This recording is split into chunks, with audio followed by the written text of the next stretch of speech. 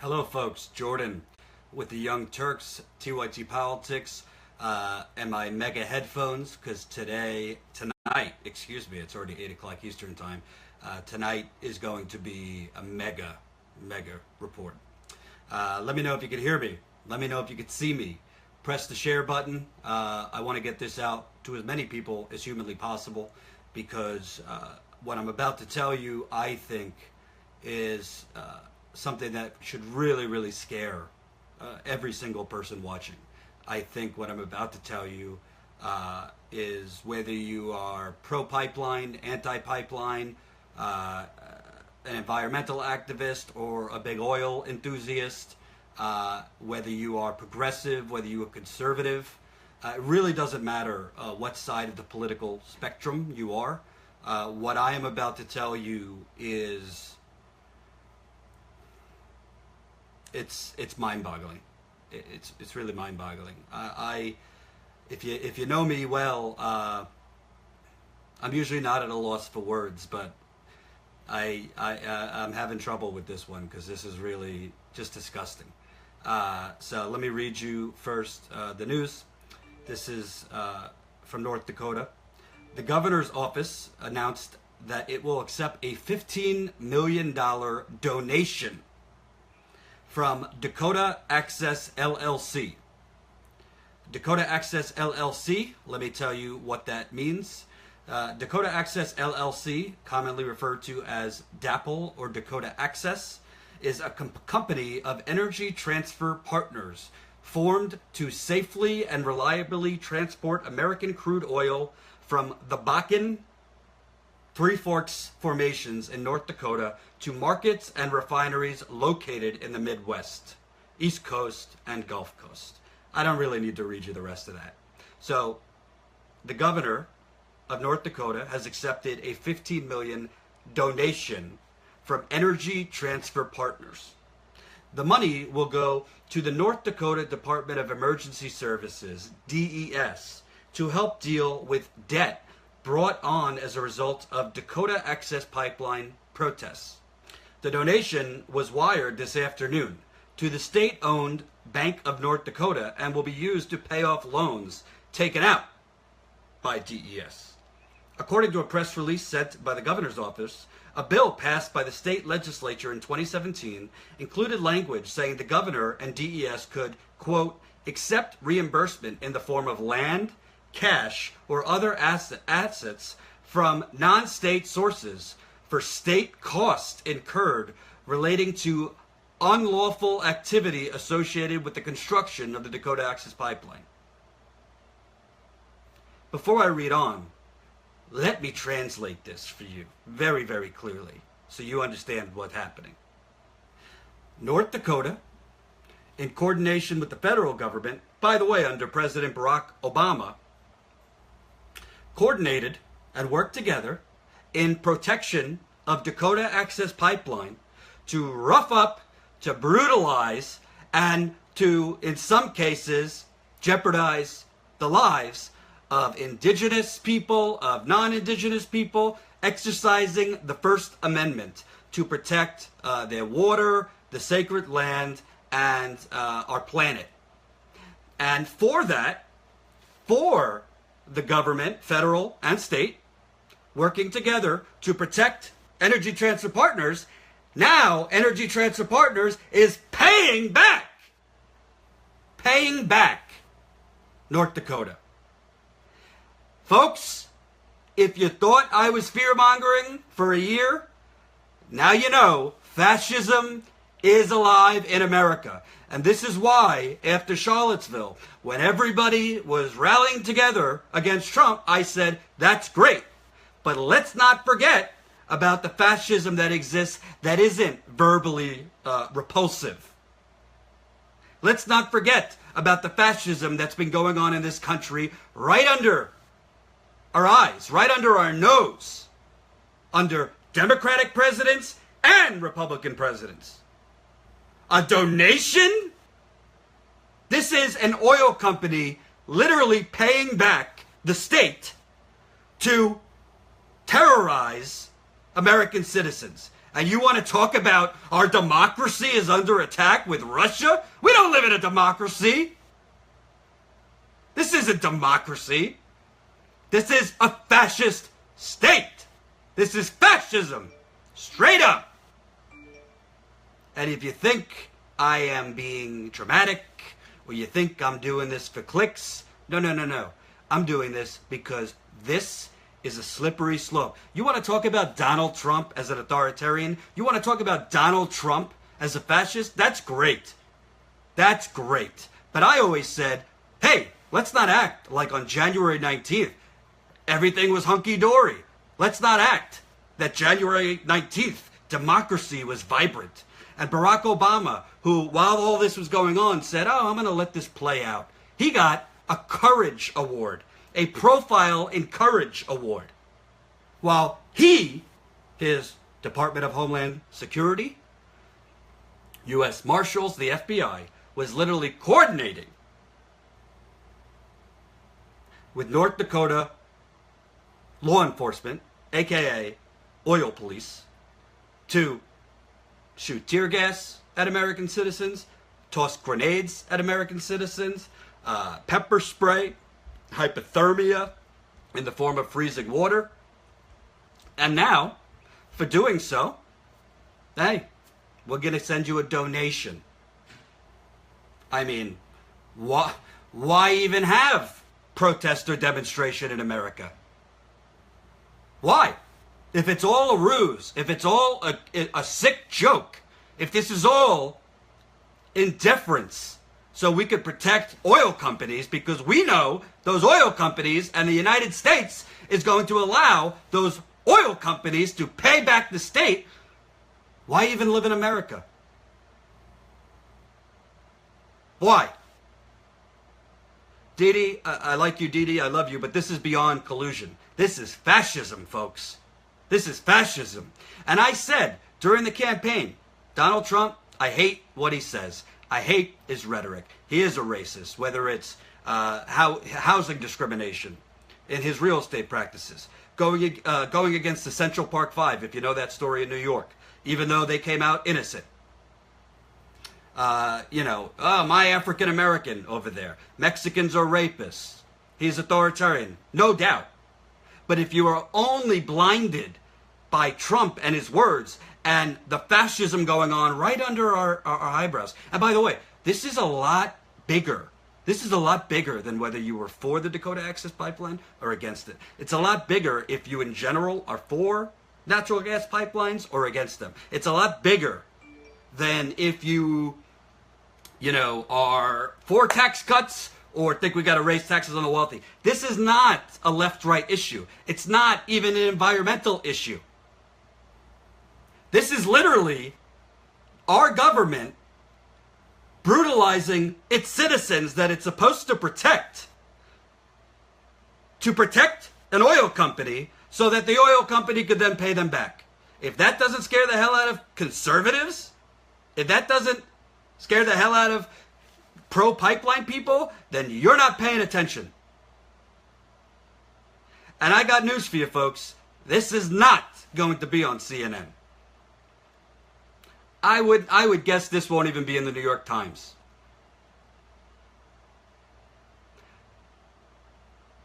But the ramifications of this are very, very troubling. Because let me tell you something.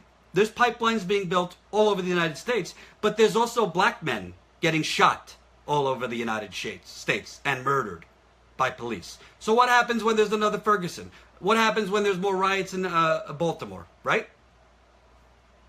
The police going to beat the shit out of you for protesting and then get paid back by whatever companies they were protecting?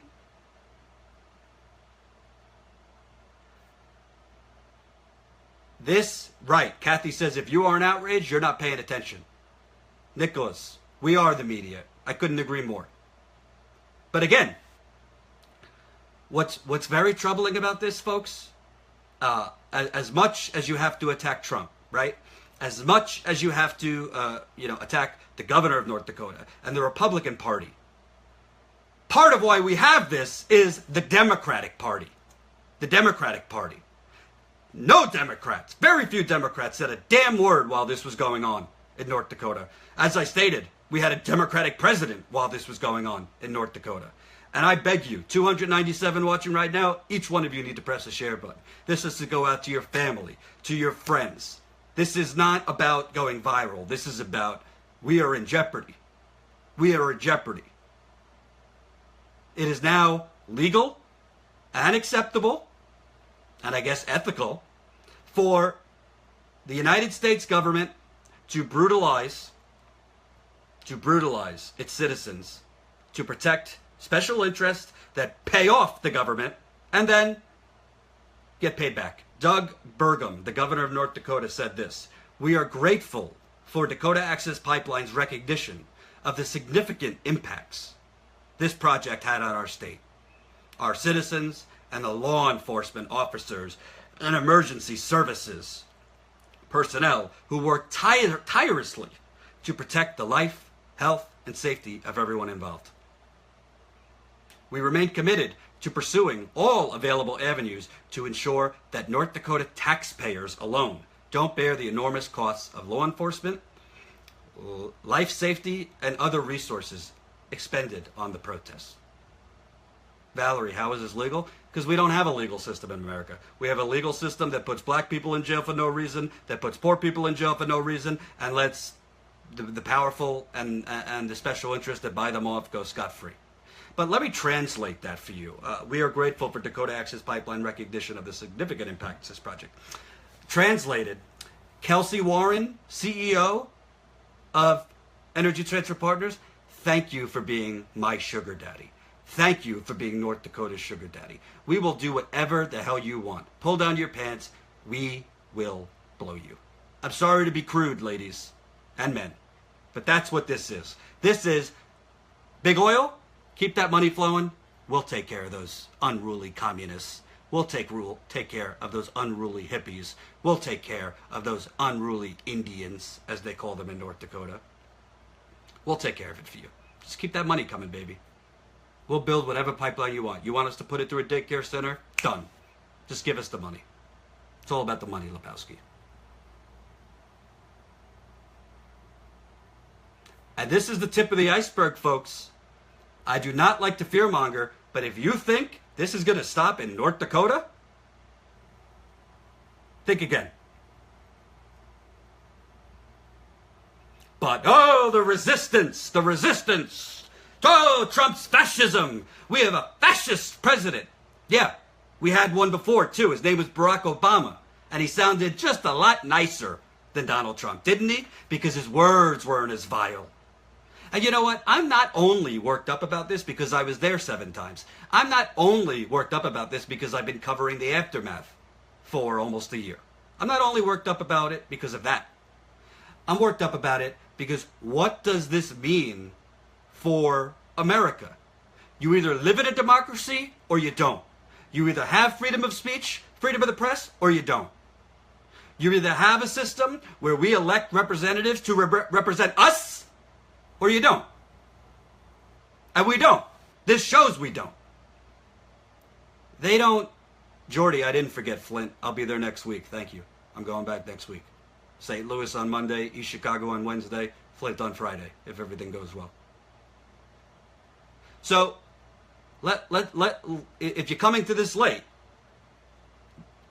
Dakota Access Pipeline, aka Energy Transfer Partners, parent company to the Dakota Access Pipeline, to the Rover Pipeline in Ohio that's spilling all over the place, Trans-Pecos Pipeline in Texas, which is actually going underneath the Rio Grande to basically, not even for American use, it's going into Mexico, and then they're going to sell it to China. Oh, I mean, they have so many pipelines, so many spills, I'd be here all night. They are literally paying back the North Dakota government for basically terrorizing American citizens so that they could build their latest toxic shithole. That's it, folks.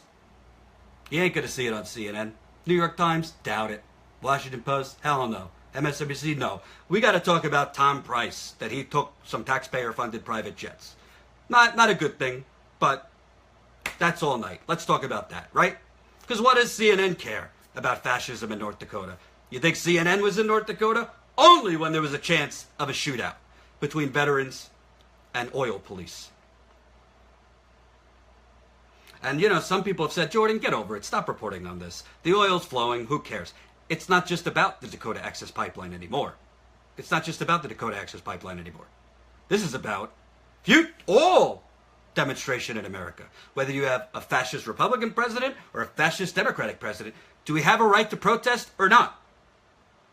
For our men and women in the military. And by the way, it is not our men and women in the military's fault that they are being sent to go for bullshit, destructive wars all over the country, all over the world. I do respect our men and women in the military, our men, our women, our straight men and women, our transgender men and women.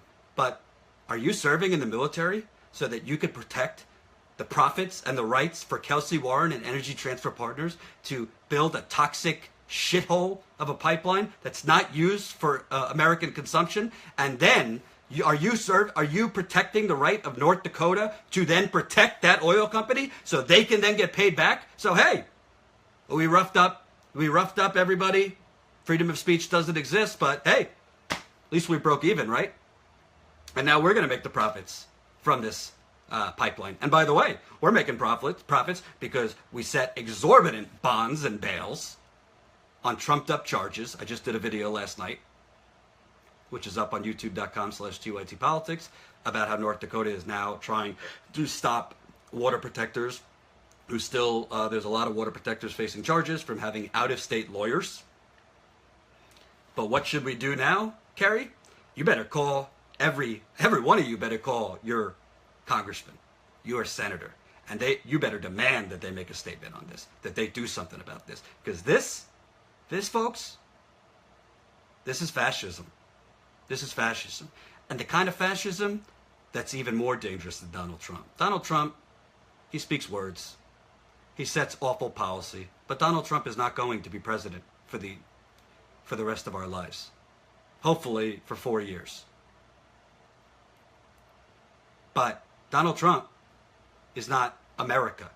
Donald Trump does not set the culture, set what's ethical, sets what is right and acceptable for decades and centuries onward. This does. And I would dare any politician, Democrat or Republican, to say it's acceptable for North Dakota to accept 1 penny, let alone $15 million from an oil company. That is not American. That is an oligarchy, and that is a fascist state. And I will report on it every day if I have to. Where is Chuck Schumer on this? Where is Nancy Pelosi on this? Where is Elizabeth Warren on this? Where's Cory Booker on this? Where's Kamala Harris on this?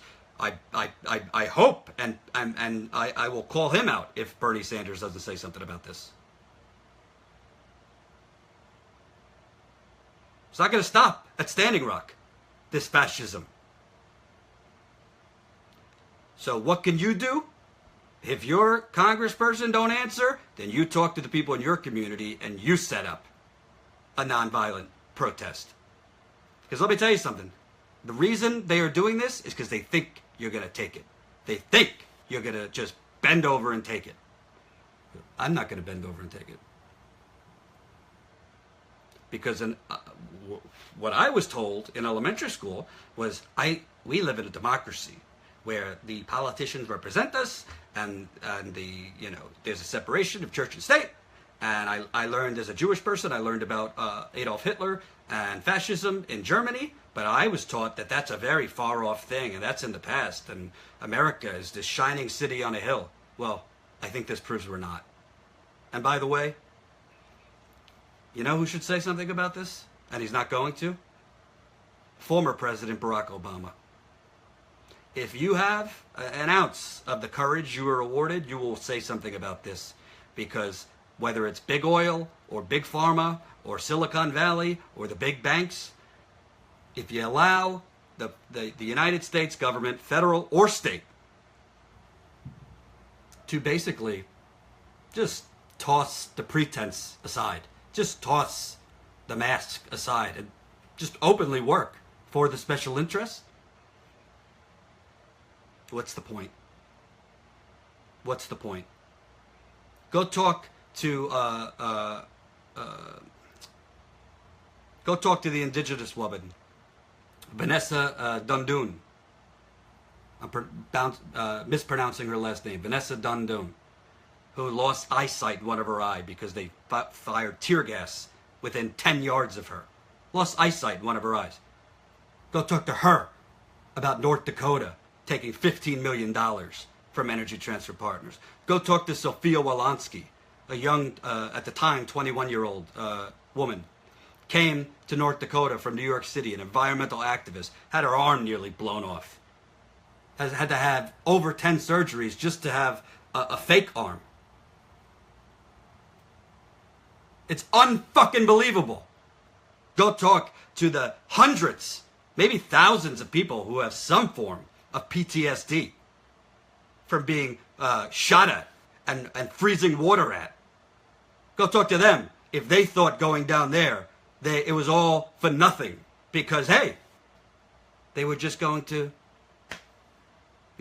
rough them up, and then the oil company would pay them back. The United Corporations of America, as I always say.